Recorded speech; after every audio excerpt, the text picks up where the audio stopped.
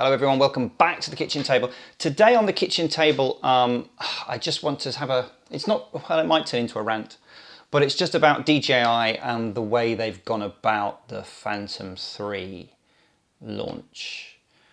Anyway, so before we go any further, it's the kitchen table. We always have a beverage when we're discussing drones, and it's an early start today, so I'm on the coffee again.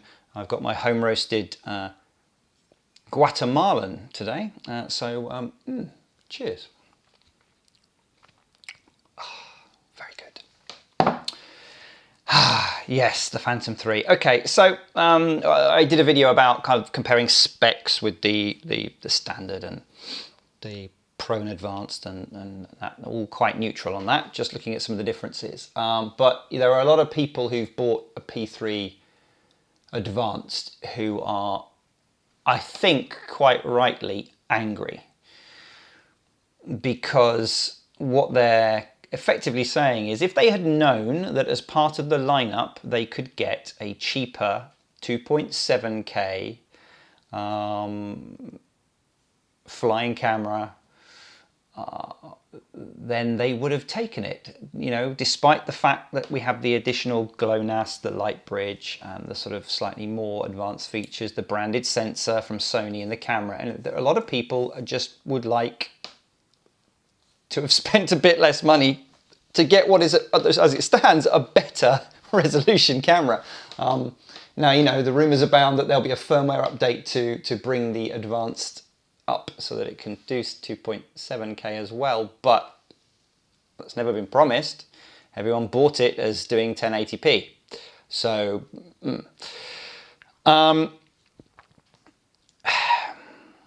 it's not the first time DJI have done this. When we go back to the Phantom 2, when it was launched as the Phantom 2 Vision, which I bought into. That's what got me started with the DJI range, really. It had it's called it stabilized, is kind of over-rigging it. It had that ball camera which had basically just a digital servo, just giving it kind of one axis of vague stabilization. But it was cool, and it was something that you hadn't seen before, and the Wi-Fi to your smartphone, no extra cables and messing around with video transmitters and everything else. It was really, really cool. And so that was, you know, the height of the state of the art. And then, of course, a few months later, they launched the Phantom 2 with the H3 3D 3-axis gimbals, which means if you had a GoPro, then you suddenly had crystal clear and completely rock solid stability. So that was, you know, okay, you had to do the FPV, the traditional FPV downlink with the transmitters and extra wiring and so on. But, you know, that was an interesting kind of thing, and if you wanted to go down that route, you could. And then, of course, just a few months later, they launched the Vision Plus, which was basically what the Vision should have been from day one. A fully integrated camera with fully integrated 3-axis gimbal using that Wi-Fi transmission system. So, you know, you kind of felt a little bit stung because quite soon the price dropped to less than it would have cost for a Vision. So, you know, they have form, people, of doing this. But I think the Phantom 3 line is a particularly, I think they've made a bit of a mistake here, as they'll have annoyed a lot of their loyal customers, I think. Yeah, it's a shame. It's a shame. I think perhaps for some unknown reason, I don't know why they pushed everything out at different times. I get it's two kind of different lines. You have the light bridge sort of line, and then you have the Wi-Fi line. But to actually kind of launch these two, the Advanced and the Pro, as the Phantom 3 range, and then sneak this in the back door with no kind of prior knowledge, I think they would have won a lot more business had they kind of said coming soon, or. But I know why they don't do it. It's because they are keen to be the cutting edge on both technology and price. And quite frankly, they don't give a monkey's about you.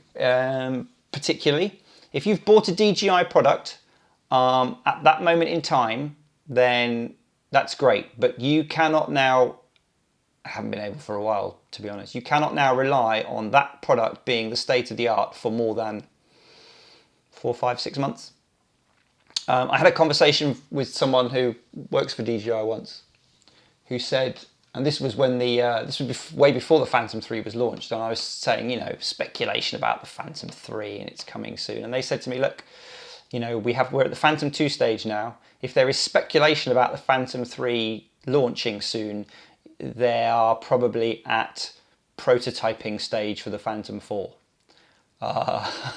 And then, you know, probably on the drawing board for the next iteration of that as well.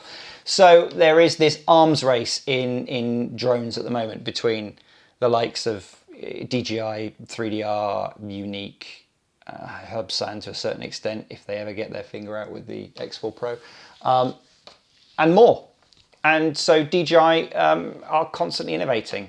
And I think you need to be at peace now going forwards that if you buy a DJI product, please buy the spec, don't buy the hype. Look at the spec, and if you were happy when you bought your advanced with 1080p resolution, if you were happy then,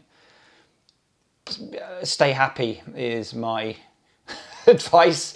Because obviously, yes, if you'd known that a couple of months later they would launch the standard with a higher resolution camera, but it swings and roundabouts. Look at the spec, things you enjoy with your current model, like, you know, the GLONASS increased stability on the GPS hold with the GLONASS, the Sony Exmor sensor. You're not going to get that with the lower one because it's built to a price point, obviously. But I get why people are going to get frustrated. I think at the moment the drone market, particularly the ready to fly, is so competitive that basically I think you need to have an amount of money that you want to spend and a minimum spec that you want, and I think you have to put those two together, and you have to be happy with what you've got, and then you have to pretty much put your fingers in your ears and go la la la la la, no more new products for a while, and sit with it. But I think I have a slightly sour taste in my mouth over the way DJI have handled this particular one, because it's quite obvious to me, given the timescale, that the standard was in sort of parallel development. The P2 was a bit more, there was a good 8 months between the Vision and the Vision Plus. And so, you know, you could see that wasn't quite in parallel development. And it was sufficiently, you know, the hardware needed more updating and everything else to get there. I think the difference is in the standard and the Pro and Advanced, though, I just think that's bad of them. You know, again, why would they could have waited a couple of months. They could have waited just a handful of months and got them all out together as a unit and given people the choice. But I think, yeah, I think if you've got the Pro, then you bought that as a spec, and I think that's fine. It doesn't, you know, there's nothing to impinge upon that. I think if you've got an Advanced because, you know, you thought that's what it was, there wouldn't be any other option, then I understand that you would be a little bit upset potentially. But as I kind of remember giving sort of similar counsel back when the Vision Plus came out, if you're always going to wait for the next big thing, you will never buy a drone, because in just a matter of a few months there'll be another one, and there'll be another Advance, and there'll be another one. You'll just sit there with your money and not having fun. I think it comes to a point where I think if you can afford it, and the spec at the time is what you wanted, then I think you just have to kind of swallow that and go, great, I've got it, and go and have some fun with it. Because the worst thing you could do is buy it, regret it, get mad about it, and not fly the damn thing. Because at the end of the day, it's better to have something that you're actually using and enjoying than just a paperweight that is annoying you every time you look at it. So yeah, DJI, for the next one, for the Phantom 4 or the next iteration, please, a request from me, can we just rein back on the pushes to get the next generation to market? If we're going to have a range, can we please launch them all at the same time? Because what DJI is going to find soon, I think, is that you're going to get people who would be in the line for some repeat business. Maybe people who've got a P2 who would be looking to upgrade when the P4 or equivalent comes out. They might now start hanging on and go, well, I'm not going to buy it when it comes out, because what happens if in 4 months' time they bring out another version? And you might find that, you know, you're going to suffer. But there we go. It's not really a rant, I suppose. I don't know. It does get frustrating, but sadly, it's not the first time they've done it. Anyway, there we go. Just my thoughts on that. Thank you very much for watching, and we'll see you again soon on the kitchen table. In the meantime, cheers.